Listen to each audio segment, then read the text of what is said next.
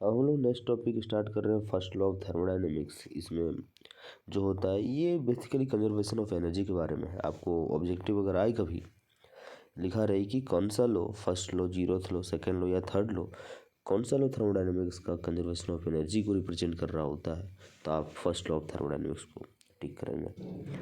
आइए हम लोग उसको डिटेल से थोड़ा पढ़ते हैं। तो लिखा हुआ है कि it is a basically law of conservation of energy, it define the internal energy. कह रहा है कि ये जो फर्स्ट लॉ ऑफ थर्मोडायनेमिक्स होता है ये बेसिकली क्या है, law of conservation of energy है। ये क्या डिफाइन करता है, इंटरनल एनर्जी को। किस तरह डिफाइन करता है वो देखेंगे हम लोग। तो जैसे हम लोग heat given to the system, यहाँ डेल्टा क्यू दिया हुआ है, जैसे हम हीट देंगे उसको, तो हीट देंगे तो वो दो फॉर्म में जाएगा। पहला कि हीट देने पे वर्क होगा। वर्क कब होगा, जब उसका अंदर का पार्टिकल इंटरनल एनर्जी है उसका, वो अपना जितना भी उसको एनर्जी कंज्यूम करना होगा, किसको, इंटरनल एनर्जी को, मतलब इंटरनल में जितना एनर्जी कंज्यूम होगा उसके बाद वो आउटपुट देगा, that is called work done. उसको मोटा मोटा हम लोग ये समझेंगे। लेकिन बेसिकली जो होता है heat given to the system is equal to the energy in order form of the motion. मतलब किसी को सिस्टम को एनर्जी दिए, वो मोशन क्या, that is called work done. और दूसरा हुआ कि energy in disorder form of the motion is delta U, मतलब इंटरनल एनर्जी करते हैं। मतलब एनर्जी उसको हीट दिए और उसमें किसी तरह का मोशन नहीं हुआ, तो मैंने एनर्जी जो बाहर से दिए वो हुआ क्या, जब उसमें मोशन नहीं हुआ। तो ये जो हुआ कि बाहर जो हम एनर्जी दिए हैं, जो हीट दिए हैं, वो उसके इंटरनल एनर्जी को बढ़ाया है, उसका टेम्परेचर को बढ़ाया है, तो जिसके चलते उसका इंटरनल एनर्जी में चेंज आया है। इसीलिए लिखा हुआ है कि energy in disorder form of the motion. तो यहाँ पर आपको दो बात चल गई। डेल्टा क्यू जो होता है फर्स्ट लॉ ऑफ थर्मोडायनेमिक्स में, डेल्टा क्यू जो होता है वो इज इक्वल टू क्या होगा, डब्लू प्लस डेल यू। आपको नीचे यहाँ दिखाता हूँ मैं, देखिए यहाँ लिखा हुआ है therefore del Q is equal to the del U plus W. Here the W is the work done and del U is the internal energy, but low is the unable to tell about the reversibility of the process and unable to explain the feasibility of the process। अब हम लोग इसमें थोड़ा सा detail में जाएंगे कि ये जो लॉ होता है रिवर्सिबिलिटी के बारे में नहीं बताता है, तो कौन बताएगा, तो ये first law second law of thermodynamics हम लोग पढ़ेंगे, उसमें वो रिवर्सिबिलिटी को डिफाइन किया हुआ है। फिजिबिलिटी मतलब हुआ है कि फिजिबिलिटी का मतलब जितना हम वर्क किए, फिर उसको प्रोसेस हुआ, फिर बाद में हमको क्या रिजल्ट मिला, ये होता है फिजिबिलिटी ऑफ द प्रोसेस। तो फिर यहाँ पर फिजिबिलिटी भी नहीं दिखा रहा होता है कि कितना वर्क किए, फिर प्रोसेस हुआ, फिर जाकर रिजल्ट दिया, ऐसा कुछ नहीं होता इसमें। कि कभी कभी अगर हम टेम्परेचर कांस्टेंट रखते हैं, कभी कभी प्रेशर कांस्टेंट रखते हैं, तो ये जो डेल क्यू है वो इंटरनल एनर्जी पूरा वर्क में बदल जाता है, या वर्क जो होता है वो टोटल इंटरनल एनर्जी पर डिपेंड करता है। हम लोग अभी डिटेल में चर्चा करेंगे कि किस तरह से डेल्टा क्यू, कभी कभी डेल्टा क्यू पूरा वर्क में बदल जाएगा, जितना हीट दिया सारा वर्क में बदल गया। कभी कभी पूरा डेल्टा क्यू पूरा इंटरनल एनर्जी में चला गया, क्योंकि हीट दिए और वर्क हुआ ही नहीं, इंटरनल एनर्जी हो गया। कभी कभी ऐसा होगा कि बिना हीट दिए वो सिस्टम का हीट लेकर के, मतलब इंटरनल एनर्जी लेकर के वर्क डन करेगा, उसको लोग नेगेटिव वर्क डन कह रहे होते हैं। ध्यान सुनिए, डेल्टा क्यू जब जीरो हो जाए, मतलब बाहर से एनर्जी नहीं दे, उस समय अगर वो वर्क कर रहा है, that is called negative work done. अगर कभी आपसे पूछा जाए क्या होता है नेगेटिव वर्क डन, तो बोलिए इंटरनल एनर्जी के चलते जो वर्क डन हुआ है, that is called the internal work done. और नेगेटिव वर्क डन हमेशा नेगेटिव में होता है, मतलब साइन नेगेटिव होना चाहिए, मतलब del U is equal to minus W होता है। अब आते हैं हम लोग as del Q is D U plus D W. यहाँ पर क्या लोग, change in heat is equal to change in internal energy plus change in work done. अब इसी को हम लोग देखते हैं, ये डेल क्यू को हम लोग लिख सकते हैं एन सी डी टी। आपको मालूम है ये कैपिटल सी लिखा हुआ है, ध्यान रहे इस चीज़ को। डी यू होता है वो कांस्टेंट वॉल्यूम भी होता है, हम जानते हैं पी डी भी होता है कांस्टेंट वॉल्यूम, तो इसलिए क्या एन सी भी डी टी होता है। याद रखें कि यहाँ जो एन सी डी टी लिखा हुआ है, ये एन सी डी टी हो गया आपका कैपिटल सी। यहाँ एन सी भी डी टी लिखा हुआ है, ये स्मॉल सी भी होता है, यहाँ सी जो है स्मॉल होता है। और ये पी डी भी हम लोग कभी बाद में चर्चा करेंगे कि स्मॉल सी और कैपिटल सी में क्या डिफरेंस होता है ये। और पी डी भी होता है वर्क डन को, आपको पहले ही बताया था कि कैसे हम लोग डी डब्ल्यू को हम लोग पी डी में चेंज किए हुए हैं। इसलिए सी इज इक्वल टू क्या हो जाएगा, यहाँ एन सी डी टी है, तो एन और डी टी दोनों इधर डिवाइड में चला जाएगा। जब डिवाइड में उधर चला जाएगा तो यहाँ सिर्फ बचेगा सी वी और बचेगा P D P by N C D T. यहाँ से आप निकाल सकते हैं, क्योंकि एन से डिवाइड करेंगे तो ये एन और ये डी टी कट जाएगा, और यहाँ तो कुछ कटेगा नहीं, इसलिए पी डी पी के नीचे आ जाएगा एन डी टी। और ये जो इक्वेशन हुआ ये आपका हुआ स्पेसिफिक हीट का। कब? स्पेसिफिक हीट ऑफ वर्कडन, ये जो हीट कांस्टेंट है, ये जो सी आपको दिख रहा है वो हीट कांस्टेंट है, और यहाँ सी भी है वो heat constant at constant volume है, और ये पी डी वी ये जो होता है ये एक तरह से यही हीट ही है, क्योंकि आप जानते हैं कि सी भी और एक हीट कांस्टेंट है, तो ये भी क्या होगा? पी डी वी और एन डी टी भी हीट कांस्टेंट होगा, क्योंकि लाइक टर्म हमेशा ऐड होता है। चलिए हम लोग इसको और विस्तार में पढ़ने के लिए थोड़ा कुछ नया नया प्रोसेस मतलब इसमें जो आने वाला प्रोसेस है उसको हम लोग ध्यान से पढ़ लेते हैं, क्योंकि टर्म जब हम लोग न्यूमेरिकल सॉल्व कर रहे हो तो कोई भी टर्म ऐसा ना हो जो हम लोग को अननोन लगे, ताकि हम लोग सॉल्व ना कर पाए या फिर उसको कहीं देखना पड़े। तो क्वासी स्टैटिक प्रोसेस में जो होता है वो देखेंगे। तो क्वासी स्टैटिक याद रखिए, क्वासी स्टैटिक प्रोसेस मतलब ऐसा प्रोसेस जो रुका हुआ, मतलब, और क्वासी मतलब ऐसा जो हो रहा है पर पता नहीं चल रहा, मतलब बहुत धीरे धीरे होता है। देखेंगे कि यहाँ लिखा हुआ है क्वासी स्टैटिक का प्रोसेस का definition, it is a process for which at every point in every point it is reversible and hence it is infinite slow process. क्या लिखा हुआ है कि इट इज़ अ प्रोसेस, ये एक ऐसा प्रोसेस है जिसमें एवरी पॉइंट इज रिवर्सिबल, हर एक पॉइंट रिवर्सिबल होता है, मतलब जाता है फिर वापस आता है, जाता है फिर वापस आता है, and hence it is infinite slow process, इसके चलते इसका प्रोसेस पता नहीं चलता, that is called infinite process, इसलिए बोला हुआ इनफाइनाइटली स्लो प्रोसेस है ये, देखिए यहाँ पर लिखा हुआ है। तो क्वासी स्टैटिक प्रोसेस होता है, इनफाइनाइटली स्लो प्रोसेस होता है, रिवर्सिबल प्रोसेस होता है। आपको दो बातें यहाँ से याद रखना है। साइक्लिक प्रोसेस क्या होता है? Cyclic process quasi static process को जस्ट देखते हैं क्या होता है। यहाँ अभी हम बताते नहीं पहले ही। साइक्लिक प्रोसेस में होता है in which the initial and final thermodynamic state is the same, मतलब कि आपका जहाँ से स्टार्ट किए फिर वापस यहीं आ गए, that is called the cyclic process. Cyclic process में यहाँ जो थर्मोडायनेमिक फाइनल होगा, थर्मोडायनेमिक स्टेट जो इनिशियल होगा वो दोनों बराबर होगा, मतलब जहाँ से घर से गए फिर वापस मार्केट से घर ही आ गए, दैट इज कॉल्ड इनिशियल और फाइनल पॉइंट एक ही है। तो जब इनिशियल और फाइनल पॉइंट एक ही होगा, मतलब चेंज इन टेम्परेचर जीरो है, मतलब किसी प्रकार का चेंज हुआ ही नहीं, क्योंकि आप अगर एक पॉइंट से दूसरे पॉइंट तक आ रहे हैं, मतलब एक पॉइंट से स्टार्ट किए फिर वापस घूम के उसी पॉइंट पे आ गए, तो टेम्परेचर चेंज हुआ ही नहीं आपका। जहाँ स्टार्ट किए थे जहाँ एंड किए तो दोनों एक ही पॉइंट है, temperature note change in temperature. और जब टेम्परेचर चेंज नहीं हुआ तो इसमें लिखा हुआ delta T is equal to zero. याद रखिएगा जो साइक्लिक प्रोसेस में हमेशा जो टेम्परेचर वो जीरो होता है, जब टेम्परेचर जीरो होगा उसमें समझ लीजिएगा इंटरनल एनर्जी तो बढ़ेगा ही नहीं, तो इंटरनल एनर्जी भी क्या होगा? जीरो हो जाएगा हमारा। इसका मतलब जितना भी हीट दे रहे हैं हम, सारा किसमें बदल रहा है? वर्क में बदल रहा है। आपको ये क्या इसमें देखिए जो ये फॉर्मूला लिखे थे, क्योंकि वो इंटरनल एनर्जी जो है वो जीरो हो गया, तो डेल्टा क्यू इज इक्वल क्या होगा? D W.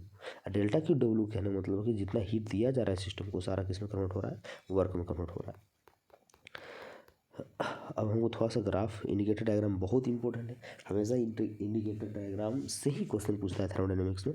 ज़्यादातर जो क्वेश्चन आपको पूछेगा वो हमेशा इंडिकेटर डायग्राम से पूछेगा, इसलिए इंडिकेटर डायग्राम को कभी भी इग्नोर ना करें, एकदम पार्ट इस डिटेल समझेंगे, और हम लोग बहुत सारे इंडिकेटर डायग्राम करने वाले हैं आगे, तो आप लोग मतलब बने रहें। तो इसका मतलब हो गया कि delta Q is equal to W, मतलब जितना हीट दिया है वो सारा किस में बदल रहा है? डब्ल्यू में बदल जा रहा है। तो वर्क डन पर cycle is area of the cycle indicator diagram. देखिए इंडिकेटर डायग्राम के लिए जो लाइन लिखा हुआ है कि वर्क डन जो होगा वो पर साइकिल कोई मतलब एक बार घूमे एक साइकिल को, मतलब एक बार स्टार्ट किए फिर वापस वही पॉइंट आएंगे, वो क्या होगा? तो area of the cycle indicator diagram, उसी हम लोग बोलते हैं हम लोग वर्क डन। तो यहाँ पर जो हम लोग यहाँ पी भी डायग्राम लिखा जो पी भी यहाँ जो आपको दिख रहा है पीवी डायग्राम, तो पीवी डायग्राम जो जब वर्क डन बड़ा हो, वर्क डन बड़ा हो मतलब कितना कि हीट दिया और वो बढ़ गया, मतलब जीरो से बड़ा, नेगेटिव वर्क डन नहीं हो, तो जीरो से बड़ा हो तब ये जो इंडिकेटर डायग्राम होगा इस तरह बनेगा इलिप्टिकल शेप में। आपको मतलब ये हॉरिजॉन्टली आपको ज़्यादा फैला हुआ नजर आएगा, इसको बोलते हैं हम लोग work done when the greater than zero.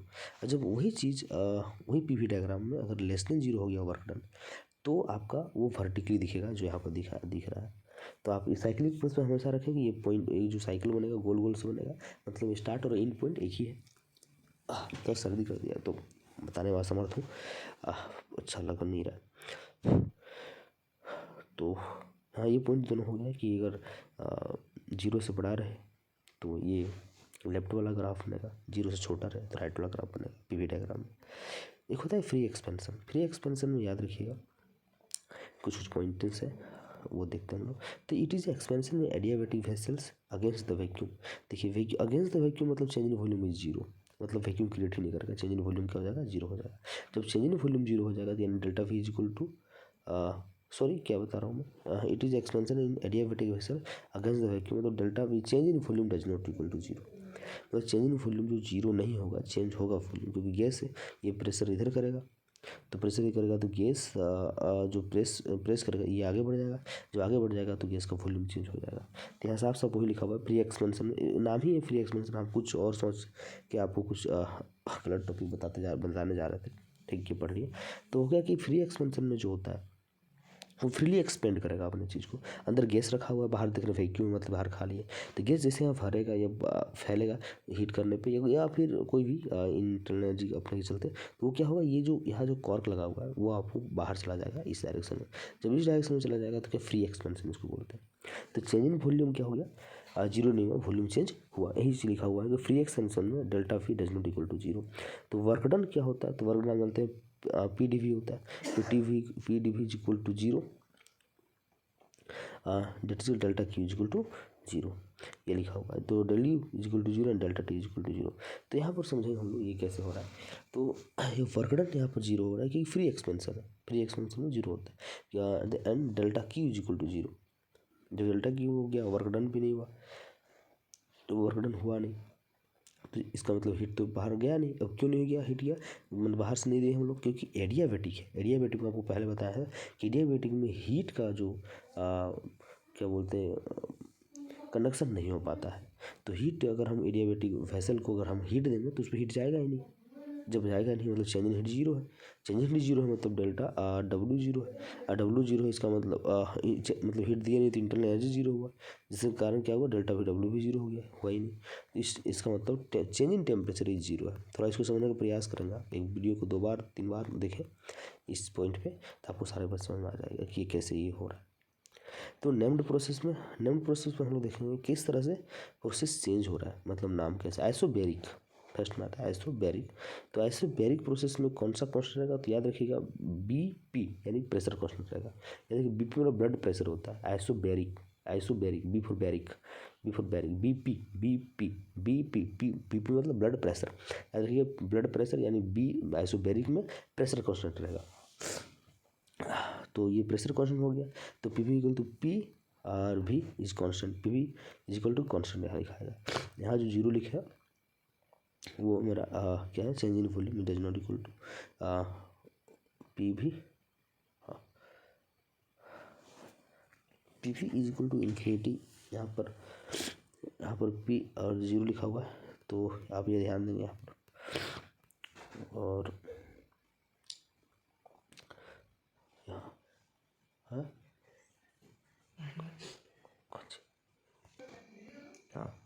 तो आपको बता दूँ, थोड़ा डिस्टर्ब हो गया था। तो आइसोबैरिक प्रोसेस में क्या बताया आपको, पी कांस्टेंट होता है और P V equal to constant. P zero जो लिखा हुआ है, जीरो नहीं वो इन्फिनिटी है, वहाँ मैं इन्फिनिटी लिखना भूल गया, मतलब वो जीरो जैसा लग रहा है, तो जीरो है भी, लेकिन जीरो वहाँ पर जीरो नहीं होगा, क्या होगा, इन्फिनिटी का साइन होगा। तो नेक्स्ट वीडियो आपको मिल ही जाएगा कि इन्फिनिटी का साइन कैसा होता है। तो आप देखिए कि यहाँ जो पी वी डायग्राम में होगा, वो अगर प्रेशर अगर कांस्टेंट है, पी भी कांस्टेंट, तो वो जो पी कांस्टेंट तो भी देखिए सीधा सीधा जा रहा है, भी कांस्टेंट आ रहा है। और वो अगर फिर यहाँ पर क्या कर रहा है कि पी टी ग्राफ जो होगा, पी वी ग्राफ, ये पी वी डायग्राम, ये P T diagram. P diagram में देखिए टेम्परेचर कांस्टेंट आ रहा है, और ये भी टी डायग्राम लेंगे तो ऐसी जगह जैसे ओम्स लॉ में जाता था, भी is proportional to C is proportional to C P. P लिखा हुआ है यहाँ क्वेश्चन प्रेशर पर। तो यहाँ डेल्टा क्यू इक्वल टू क्या होता है, एन सी डी टी होता है, लेकिन यहाँ पर क्वेश्चन प्रेशर है इसलिए यहाँ पर क्या लिखा हुआ है, सी पी लिखा हुआ है, at change in temperature delta T. तो डेल्टा की अब हम लोग इंटरनल एनर्जी में आते हैं, तो इंटरनल एनर्जी में क्या होगा, आप लोग पहले ही बता चुके थे कि क्वेश्चन वॉल्यूम में होता है। तो delta U del equal to N C V D T होता है, और वर्क डन इक्वल टू क्या होता है, पी डी वी। कहाँ से कहाँ, इनिशियल तो फाइनल। तो आपको थोड़ा यहाँ देखिए कि ये पी डी वी जो है, W is equal to P D V जो लिखा हुआ है, वो पी डी वी प्रेशर तो कॉन्स्टेंट है, ये कुछ होगा नहीं इसलिए बाहर आ गया। और डेल्टा वी कहाँ से चेंज करेगा, इनिशियल टू फाइनल, या V I to V F लिखा हुआ है। तो हम आगे देखेंगे यहाँ। तो W इक्वल टू यही जो डी डब्ल्यू था वो कहाँ चला आया, यहाँ आया, लिखेंगे W इक्वल टू पी, ये पी कांस्टेंट था इसलिए पी बाहर में, और इसको दोनों लिमिट, अपर लिमिट और लोअर लिमिट को पुट कर देंगे तो V F minus V I आ जाएगा। तो ये V F minus V I ये चेंज इन वॉल्यूम है।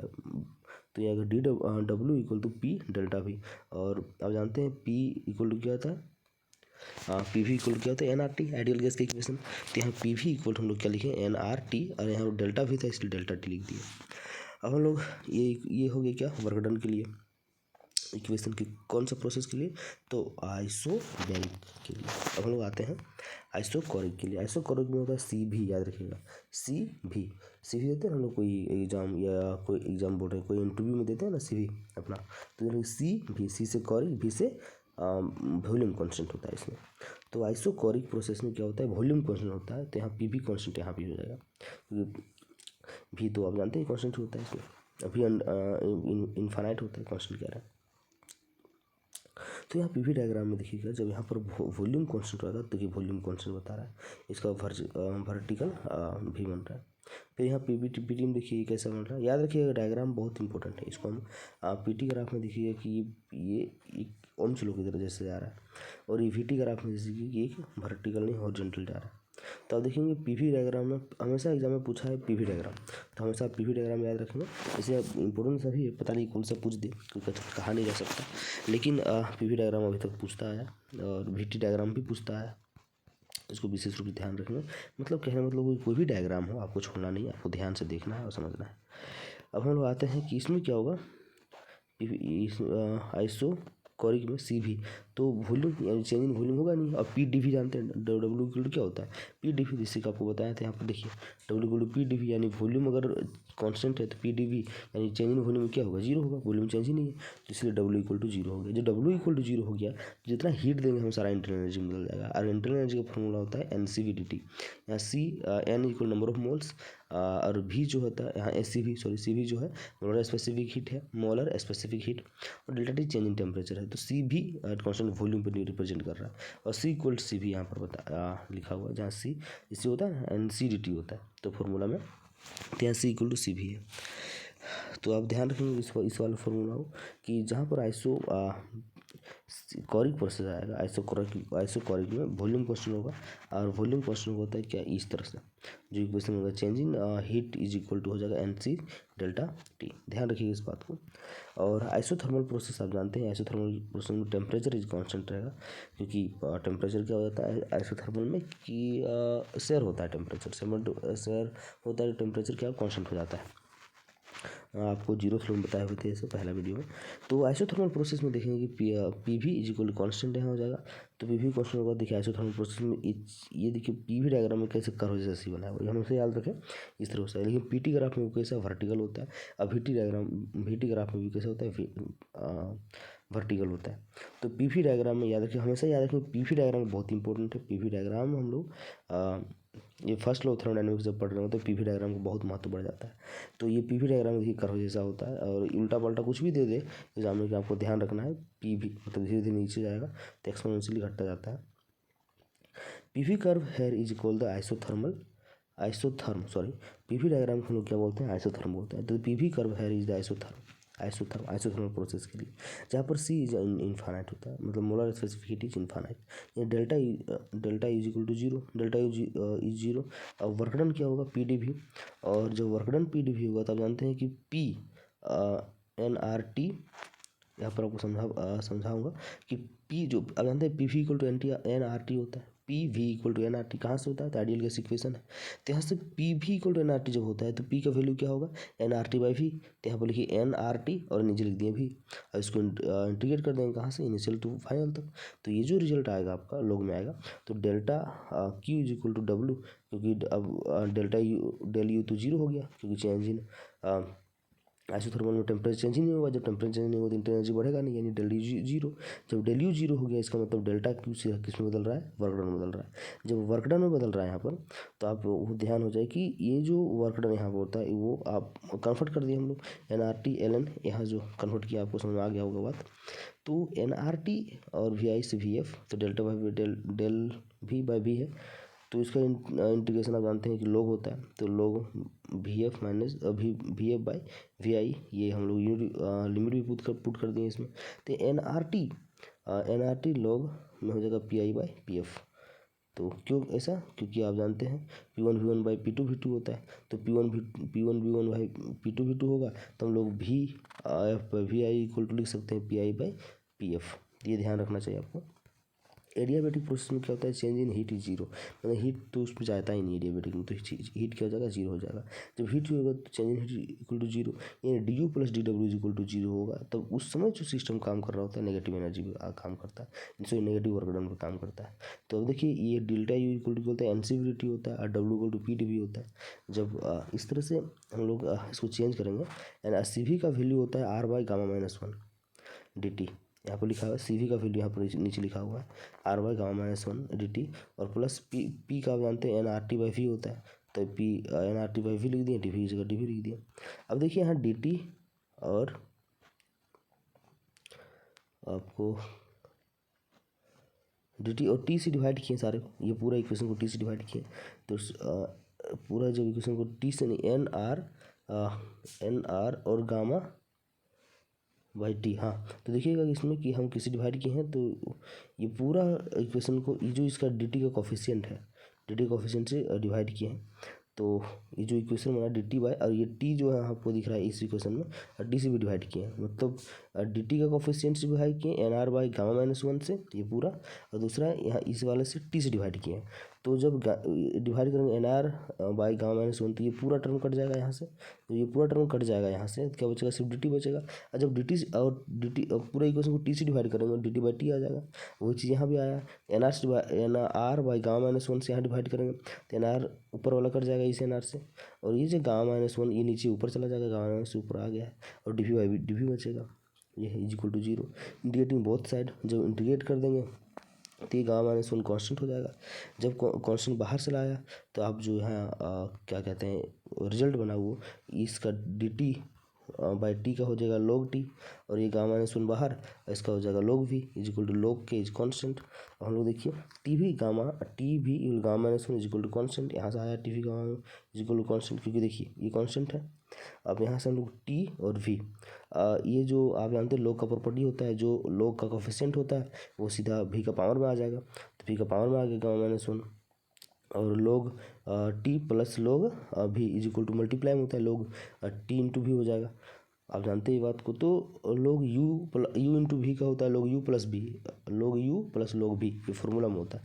तो यहाँ पर वही फॉर्मूला यहाँ पर आ गया, TV बच गया, और यहाँ कौन log ई कॉन्स्टेंट था, तो लोग दोनों तरफ से एलिमिनेट कर दिए, तो TV is equal to gamma minus 1 यानी कॉन्स्टेंट आया, जो ये फॉर्मूला है। तो यहाँ से आप थोड़ा सा चेंज भी कर सकते हैं, T equal to PV equal to NRT होता है, तो T इक्वल टू क्या होगा, PV बाई NR होगा, और गामा माइनस 1 कॉन्स्टेंट जगह कॉन्स्टेंट।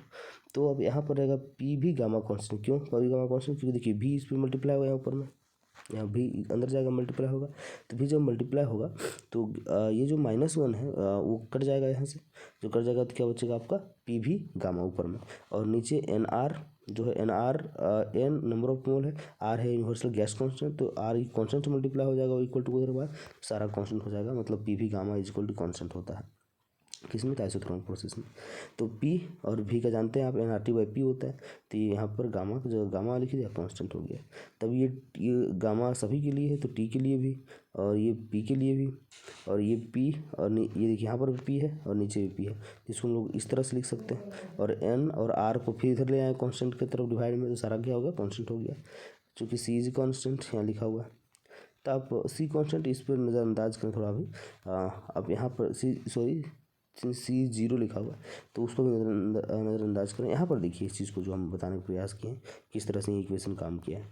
तो अब PV ग्राफ में देखिए P से V ग्राफ जो हो रहा है, VT का ग्राफ भी वही है, लेकिन PT का ग्राफ जो हो रहा है ये ऊपर की ओर जा रहा है। तो first second and third graph को देख लिए। तो यहाँ पर क्या अभी बताएं आपको कि जैसे ही आइसोथर्मल प्रोसेस में डेल्टा की इक्वल टू 0 कर रहे होते हैं, तो वर्क डन कहाँ से कर रहा होता है, इंटरनल एनर्जी से वो ले लेकर वर्क डन करता है, तो इसको बोलते हैं नेगेटिव वर्क डन।